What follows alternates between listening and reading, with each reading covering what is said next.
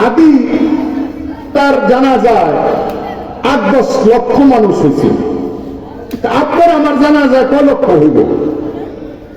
জানাজার মানুষ হয়ে গেল জান্নাতে গেছে কেন?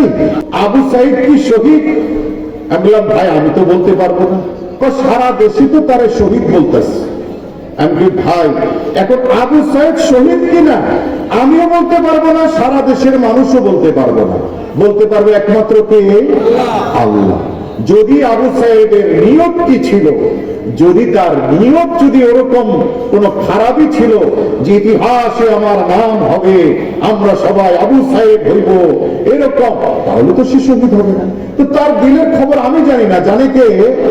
আল্লাহ। গতকাল ওষুধের দোকানে ওষুধ কিনতেছি, তো ওষুধ কিনতেছি এখন পরিচিত দোকান, তো খুব শীত লাগতেছে, আমার এই জায়গাটা ফাঁকা না, মনে হইতেছে কেউ বরফ বলতেছে। তো দোকানওয়ালারে বলতেছে তাড়াতাড়ি দাও ভাই, আমার খুব ঠান্ডা লাগতেছে। পাশে ভদ্রলোক দাঁড়ানো, ছোট ছোট দাঁড়িয়েও আছে, কথা বুঝছেন? তো এখন মাফলার দিয়ে পেঁচানো। তো আজকে তো আপনারা জানেন ঢাকা শহরে বোম ফুটাফুটি শুরু হবে কিনা রাত্র 12টায়? আরে রাত্রে 12টায় বোম ফুটাফুটি শুরু হবে না নাকি? গ্রামে আমার ফুটান আপনারা? হ্যাঁ, শহরে তো একেবারে মানে কেমন ঘটায় ভালো। তো কালকে দেখলাম কালকে কিছু বোম ফাটাইতেছে ওয়ারির মধ্যে। তা আমি ওই দোকানদারকে বললাম যে আল্লাহ পাক ভূমিকম্প দিয়ে আমাদেরকে এত সতর্ক করলো, এই কয়দিন আগে কত ঝাঁকুনি হইল, কিন্তু তোমরা তো মানবা না, আগামীকাল তো তোমরা বোম ফাটাইয়া ওয়ারের ঝাঁকুনি দিবা। ওই ডান পাশের লোকটা জানি না সে কোন পন্থী, আমার বলতেছে হুজুর কি কয়দিন আগে নূর মসজিদে এই যে ওয়াজ হইল, মানুষ মনে করছে একটু ওয়াজ শুনবে, হুজুরে মাগরিবের পরে বসে একটু ওয়াজ করে হাতির পেছাল শুরু করে দিল। তাই বললাম যে দেখেন হুজুরে কি করবে, আপনার কাছে হাদিসটা হইল পেশাল, আর হুজুরের কাছে আর যারা ওয়াজ শুনতে গেছে তাদের কাছে হাদিসটা হলো ওয়াজ। তবে হুজুরে তো যারা মানুষ উপস্থিত আছে হেরা যেটা চায় হেঁটেই করবে, আপনার কাছে ওটা পেশাল, ওটা কি পেশাল, আর তাদের কাছে আমি বললাম ভাই এইভাবে বলেন না। দেখেন হাদি তার জানা যায় 8-10 লক্ষ মানুষ হয়েছে, আপনার আমার জানা যায় কয় লক্ষ হইব? জানাজার মানুষ হয়ে গেল জান্নাতে গেছে কেন? আমি কই ভাই জান্নাতে যে গেছে এটা তো আমি কই দেখাই, জান্নাতে হয়ে গেছে কিনা এটা আল্লাহ জানে আর হে জানে, কিন্তু 8-10 লাখ মানুষ যে হয়েছে এটা তো সারা পৃথিবীর মানুষও দেখছে, দেখছে কিনা বলে? দেখছে। ওই লোক আরো চিন্তা করতেছে নবীজির জানা তো একা একা পড়ছে, নবীজির জানাজা এটা আপনি জানেন? আমার বলতেছে আমি কই না বেশি একটা জানি না, তো আপনি তো শুনলাম। তা আমি তো তাহলে আপনি একটা কাজ করেন, নূর মসজিদে দাঁড়ায় বলে দিয়েন যে ভাই আপনারা কেউ আমার জানাজা পড়বেন না, নবীজির মতো আমার জানাজা একা ইমাম সাহেব পড়ব, এটা বলে দিন। এম করে স্যার আমার দিকে মানে হুজুরে একটু তেরা কথা কইলে মানুষটা মানে নিবি, কারণ মনে করে হুজুরে তো আমরা পালি, কথা বুঝে নেই। তা আমি এই 27 বছর ধরে এই ওয়ারিতে সব তেরা কথা কইল, হাসিনার আমলেও করছি, হাসিনার আমলেও বলছি। তো শেষে সোজা হাইতে গেল, তো ওষুধের দোকানদাররা তো চিনে, হুজুর বুঝলেন না কিছু? হ্যাঁ এই গ্রুপে, হ্যাঁ কোন গ্রুপে? আর কয় না কোন গ্রুপ? আপনারা মনে অনেকে এখানে হাসিনা গ্রুপের আছেন, আমার জানা না কি কর আছেন নাকি? তবা করে যদি থাকলে থাকেন, থাকলে কি করেন? তবা করেন। কেন? আপনি যদি তবা না করেন, এখনো যদি আওয়ামী লীগ সমর্থন করেন, তাহলে হাসিনায় যত গুম করছে, যত খুন করছে, সমস্ত আপনি সফলতার সমর্থনকারী হিসাবে আপনিও হত্যাকারী, আপনি গুমের শরীর, আপনি ওই লুটের শরীর, আপনি ওই ইসলাম ধ্বংসের শরীর, ওই হাসিনা যে মানুষ জমা করছে নিজ হাতে, আপনি ওই কাজে শরীর। অনেকে মনে করবো কি এখন বিএনপির সিজন, তারেক ভাই আজকে আইছে, হুজুরে মনে হয় এই জন্য একটু বিএনপির খুশি করার লেগে এটা করলো, এটাকে মনে করলেন নি আবার? আমাদের ভাই এই দলও নাই সেই দলও নাই, আমাদের দল কি ইহদিনাস সিরাতাল মুস্তাকিম, সোজা রাস্তা আল্লাহর দিকে যাওয়া, ঠিক না? এখন থেকে 27 আর হলো 4, কত হয়?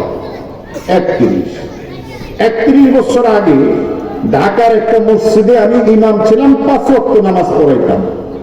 এটা আজিমপুর নবাবগঞ্জ বাজার মসজিদ।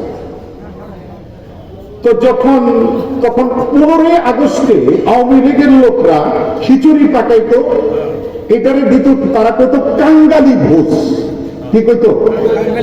তো আমি এটার উপরে প্রশ্ন তুললাম মসজিদে, ভাই কাঙ্গাল তো একটা গালি, কি কোন কাঙ্গাল গালি না? যে ফকির দিয়ে গালি কিনা, কাঙ্গাল গালি কিনা? তা আমি বললাম তারা এই যে মানুষকে কইতেছে কাঙ্গাল, যারা খাওয়াইতে ডাকতেছে, খিচুড়ি জাগর দিতেছে, কি কইতেছে?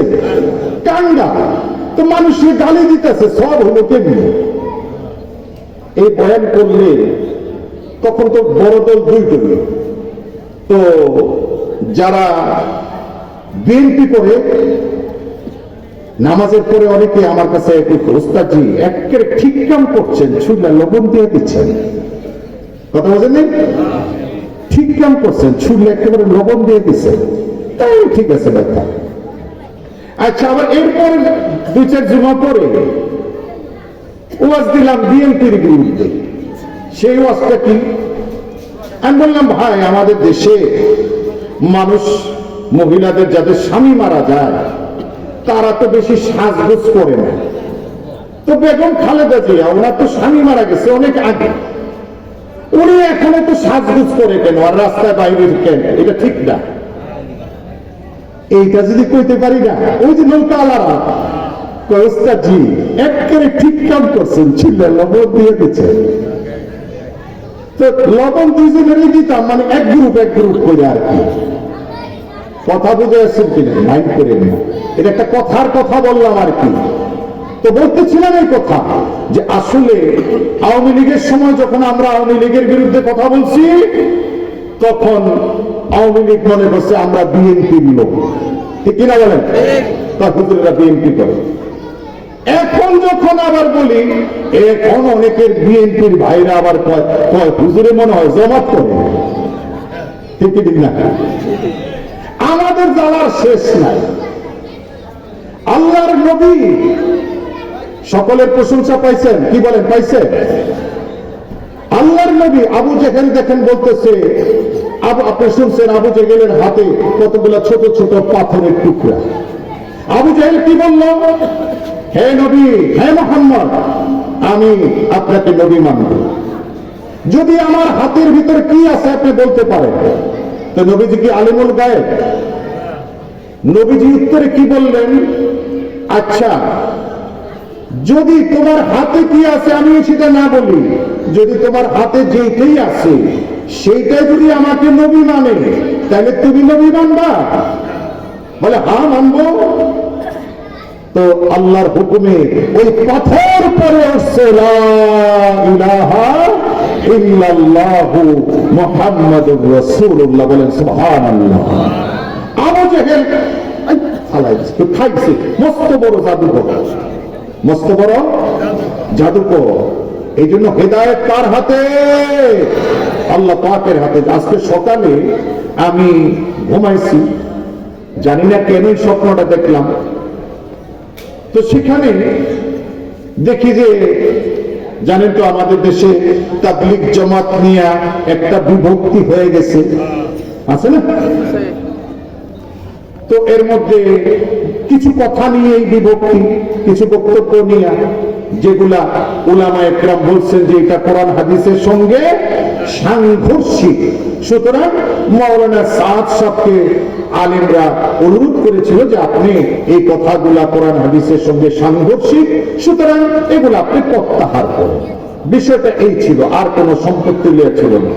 যাই হোক, উনি প্রত্যাহার করে নাই। তো এটা নিয়ে যেহেতু ভারতের নিজামুদ্দিন মার্কাজ, ওখান থেকে তাবলীগের কাজ শুরু হয়েছিল, তো সারা বাংলাদেশে বা বিভিন্ন দেশে মোটামুটি দুইটা ভাগ হয়ে গেছে। এর মধ্যে মাওলানা সাদ সাহেবের একটা বক্তব্য ছিল এই যে হিদায়ত আল্লাহর হাতে না, হিদায়ত মেহনত পর হ্যায়। উনি তার সাথীদেরকে বা যারা তাবলীগে যায় তাদেরকে উৎসাহ দেওয়ার জন্য বলছিল যে হেদায়েত হলো মেহনতের উপরে, তোমরা যত মেহনত করবা মানুষ তত হেদায়েত পাবে, আল্লাহর হাতে হেদায়েত। এই কথা বলে তোমরা বসে থেকে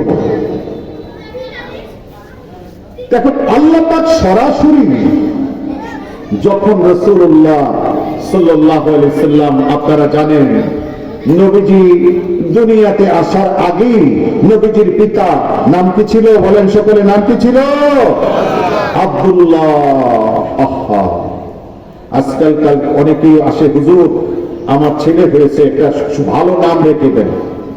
তো বলি ভাই, নবীজি তো বলছেন পুরুষের নামের মধ্যে সবচেয়ে ভালো নাম কি?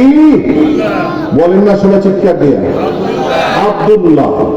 এই জন্য আপনি দেখবেন সাহাবায়ে কেরামের মধ্যে বাবার নাম আব্দুল্লাহ, নাতির নাম আব্দুল্লাহ, তার ছেলের নাম আব্দুল্লাহ, মানে আব্দুল্লাহ আব্দুল্লাহ রাখতেছে কেন? ওই যে নবীজি বলছেন আব্দুল্লাহ সবচেয়ে উত্তম নাম।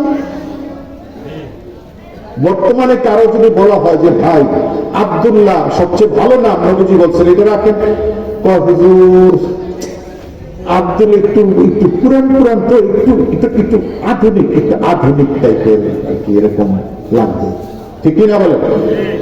বলে আব্দুর রহমান রাখেন, নবীজি বলছেন পুরুষের নাম আব্দুল্লাহর পরে দ্বিতীয় কি?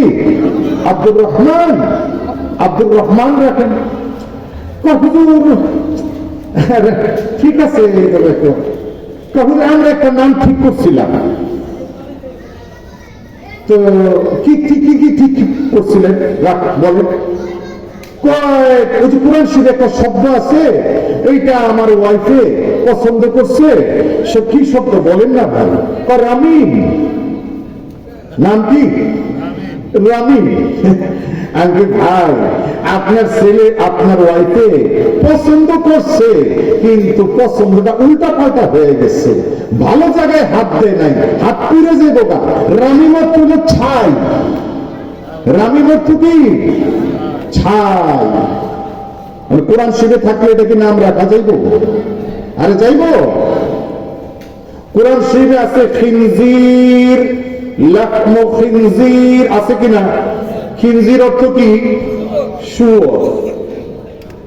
হাফেজ সাহেব যদি তারাবি পড়ানোর সময় আয়াতের মাঝখানে এই খিনজিরও বাদ দেয়, পিছনের হাফেজ সাহেব লোকমা দিব যে আপনি ছাইরা গেছেন, পড়লে সওয়াবও হইব, না পড়লে ছাইরা গেলে গুনাহ হইব।